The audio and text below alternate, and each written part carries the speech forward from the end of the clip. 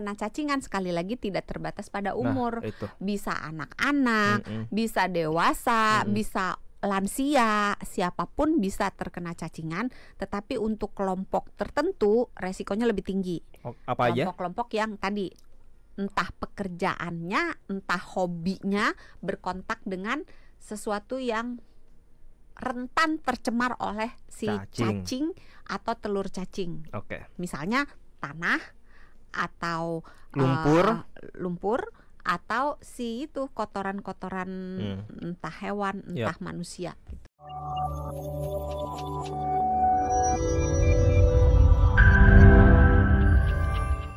Cacingan katanya bisa menular.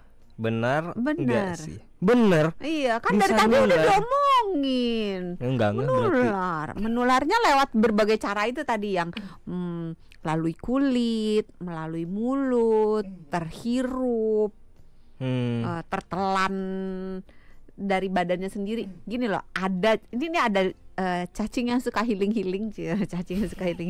Jadi ada jenis cacing yang dia akan migrasi ke area paru-paru selama mungkin sekitar semingguan. Ya, jadi dari usus dia akan masuk ke pembuluh darah, ke dalam darah, atau masuk ke dalam cairan limfe, terus numpang tuh, nyampe naik angkotnya, nyampe ke paru-paru, jurusan paru-paru.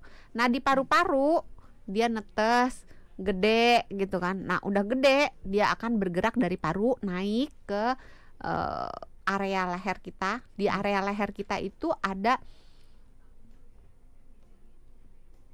katup, enggak, gue lagi jelasinnya, lagi berusaha mencari bahasa awam gitu. Jadi di area leher kita itu ada 2 pipa yang arahnya itu cuman depan belakang.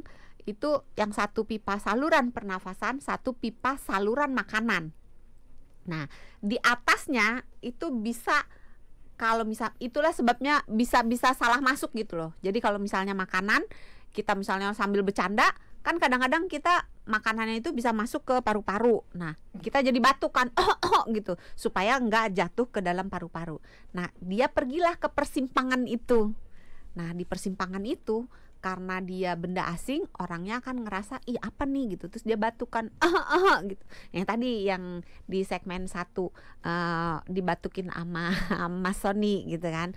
Terus ketika dia batuk, si cacingnya ini bisa keluar, dibuang oleh orangnya sebagai dahak, atau dia terlontar keluar, atau masuk ke jadi dia pindah angkot gitu loh. Kayak interchange. Di sini kalau naik kereta itu apa namanya, interchange? Transit. Bukan yang pindah kereta, pindah. Iya, transit daerah, namanya. Daerah transit gitu. Terus dia akan masuk ke saluran pencernaan. Nah dari situ dia cemplung lagi, masuk ke usus, kemudian dia ngekos di situ. Gitu. Kuku panjang memicu cacingan, bener gak sih? Ini susah jawabnya ya. Kalau dia kukunya panjang tapi tidak pernah ngorek-ngorek gitu ya, bersih gitu ya. Ini bukan berarti tampak bersih ya, tapi bersih yang sesungguh-sungguhnya bersih gitu, tidak pernah ada kontaminan apapun yang ada di bawah kukunya, maka tidak. Tapi kalau kukunya itu, contoh paling sederhana ya, walaupun orang dewasa, kadang-kadang ada orang dewasa yang punya hobi berkebun. Ya. Atau memang pekerjaannya memungkinkan dia untuk mengharuskan dia untuk berkontak dengan tanah, atau mungkin berkontak dengan binatang, mungkin dia membersihkan kotoran hewan dan sebagainya. Itu maka kalau dia tidak mengenakan sarung tangan, maka walaupun kukunya tuh nggak panjang-panjang banget gitu ya, tapi cukup area untuk si telurnya itu ngumpet, itu bisa memungkinkan untuk terjadinya penularan gitu. Bukan hanya masuk ke dalam kulit, tapi bisa ketelan ketika dia nyiapin makanan, atau ketika dia makan nggak pakai cuci tangan. Di tradisi kita makan pakai tangan kan biasa ya, apalagi kalau misalnya ayam goreng gitu kan ribet kalau pakai sendok gitu kan, lebih enak pakai tangan gitu, atau makan nasi padang gitu kan. Kadang nyucinya cuman yang apa tuh, yang di kobokan lah. Enggak cukup. Air kobokan itu tidak cukup untuk membersihkan. Tuh siapa? tuh. Tuh enggak dengar nunjuk ke sahabat Sonora. Tuh. Oh, bukan tuh yang ke sana ya. Jangan ya kalau nyuci lewat kobokan ya, mending nyuci. Kalau cuman sekedar biar ada wangi-wangi kan itu suka ada jeruk nipisnya. Iya. Kalau cuman sekedar tangannya wangi sih oke aja sih. Tapi kalau untuk membersihkan kurang. Dok, ini kita ke obat sekarang nih ya. Mitosnya adalah obat cacing hanya untuk anak-anak. Salah.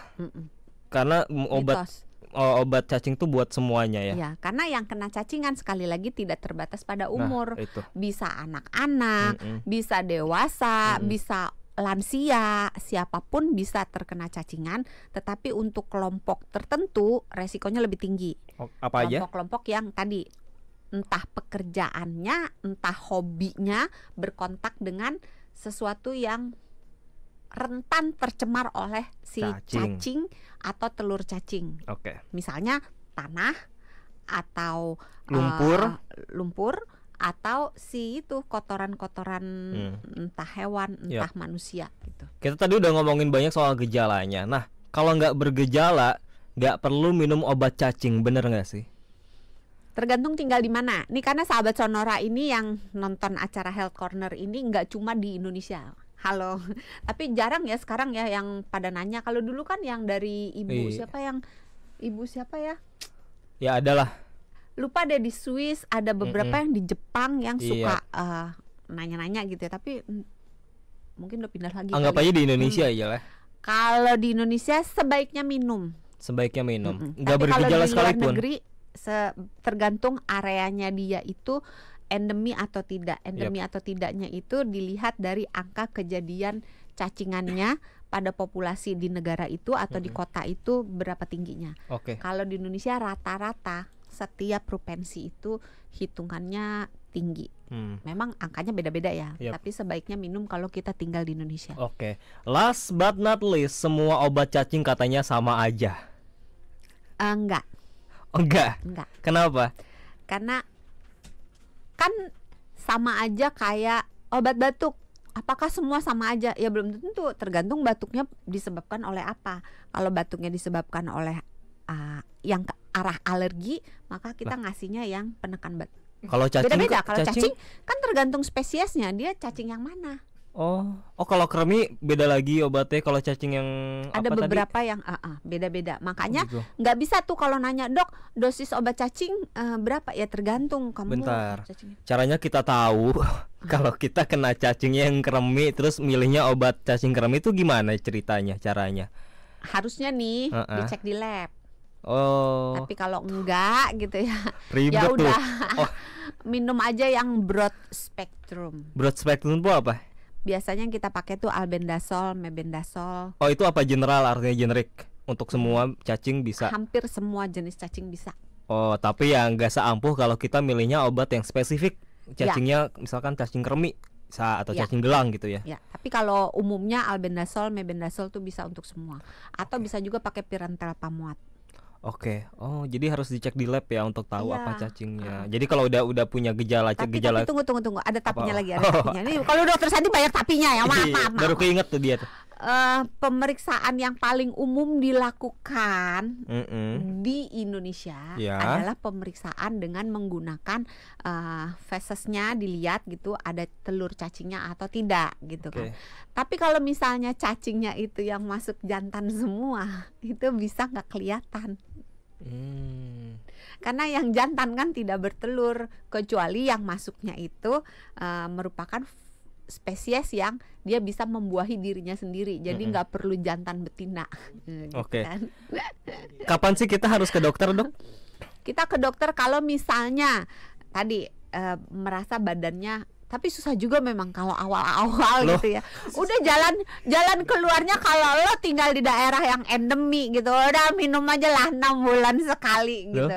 Terus praktekkan cara-cara pencegahan, jaga imun tubuh gitu. Karena susah kita tahu kita cacingan atau enggak tuh memang susah gitu. Dokternya sendiri loh ngomong susah loh ya. Iya, memang susah. Tapi kalau pada satu titik gitu, kita terpaksa harus ke dokter untuk memastikan. Kalau misalnya kok ini sering banget mual, muntah, diare, atau sering banget sembelit, kok berat badannya turun terus padahal kita nggak lagi diet nih. iya, turun tanpa sebab gitu.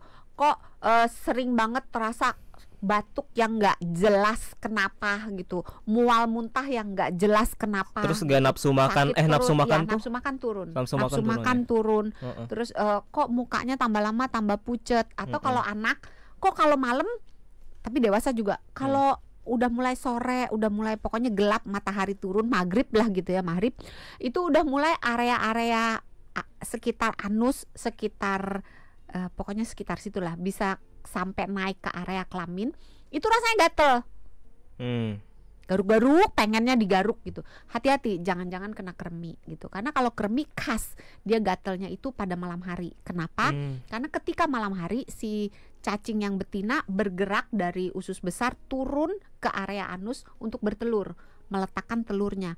Nah, telurnya itu ada ada lendir-lendirnya, dan ketika si cacingnya itu bergerak turun kan dia, kalau kayak kita kan kalau mau pup kan nongkrongnya, cacingnya juga gitu, nongkrong gitu. Nah, dalam proses nongkrongnya itu beserta dengan si telurnya itu yang diselubungi oleh semacam lendir, itu akan menyebabkan rasa gatal. Gatalnya di anus ya?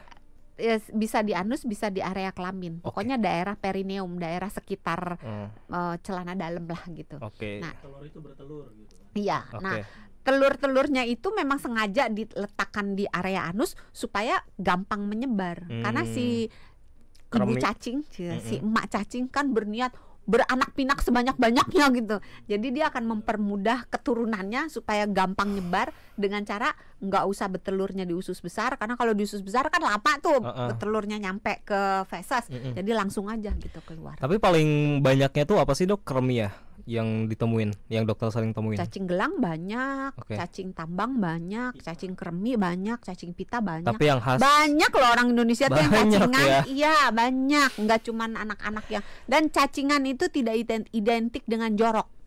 Oh gitu. Oh, kita selalu berpikir oh kalau cacingan itu pasti dia jorok. Kalau dia jorok bisa jadi dia cacingan. Atau tapi kalau dia bersih kotor, belum tentu dia nggak cacingan. Kalau dia jorok, kemungkinan dia kena cacingan meningkat. Tapi kalau dia nggak jorok, bukan berarti dia pasti tidak cacingan. Karena itu tadi makanan, minuman. Sekarang kita jajan es, mana kita tahu ini esnya airnya matang atau enggak, kecuali kalau kita bikin sendiri gitu kan. Tapi kalau kita beli, siapa yang bisa menjamin? Di sini regulasinya maaf ya. Ya tahu. Ya begitu. Termasuk lalapan ya, mana kita tahu lalapannya udah dicuci bersih atau enggak. Makanya daya tahan tubuh menjadi sesuatu yang krusial ketika tempat tinggal kita itu ya begitu.